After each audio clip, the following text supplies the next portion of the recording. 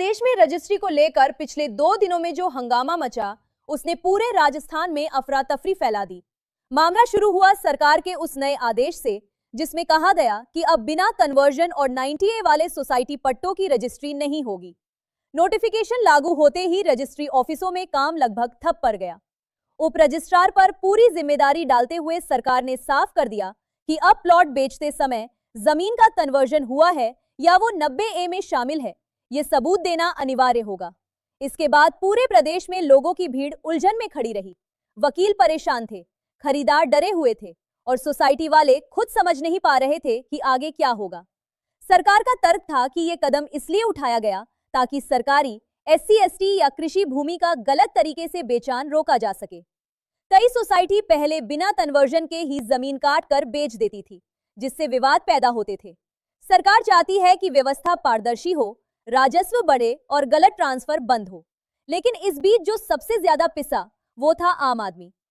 वकील भी विरोध पर उतर आए और आरोप लगाया कि सरकार ने आम जन की परेशानी बढ़ा दी है। लेकिन असली मोड़ तब आया जब दूसरा आदेश सामने आया, जिसने पूरे विवाद की दिशा ही बदल दी। पता चला कि जिस नोटिफिकेशन को लेकर 2 दिन से हंगामा हो रहा था, उसे समझने में ही बड़ी गलती हो गई थी। जयपुर में कुछ डिप्टी रजिस्ट्रारों ने धारा 22 के संशोधन को गलत तरीके से पढ़ा और सोसाइटी पट्टों की रजिस्ट्री पूरी तरह रोक दी, जबकि कानून ने ऐसा कहीं भी नहीं लिखा था। ये सिर्फ अवैध या अनियमित दस्तावेजों की रजिस्ट्री रोकने का अधिकार देता है, सोसाइटी के सभी पट्टों पर रोक नहीं। वकील भी इस भ्रम में आकर हड़ताल पर चले गए, जिससे कामकाज फिर ठप पड़ गया। 2 दिनों तक पूरा सिस्टम मानो गलतफहमी पर चल रहा था। आखिरकार विभाग ने आपात बैठक बुलाई, स्थिति स्पष्ट की और DIG स्टैम्प देवेंद्र कुमार जैन ने साफ शब्दों में कहा, रजिस्ट्री प्रक्रिया में कोई प्रतिबंध नहीं है, सोसाइटी के पट्टों की खरीद बेचान पहले की तरह जारी रहेगी।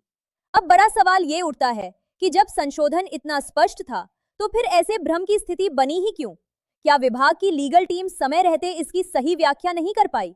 क्या बिना तैयारी के लागू हुआ आदेश पूरे प्रदेश को 2 दिनों तक परेशान करता रहा? ये विवाद भले ही खत्म हो गया हो, लेकिन इसने सरकारी प्रक्रियाओं की कार्यप्रणाली पर कई गंभीर सवाल खड़े कर दिए हैं। 2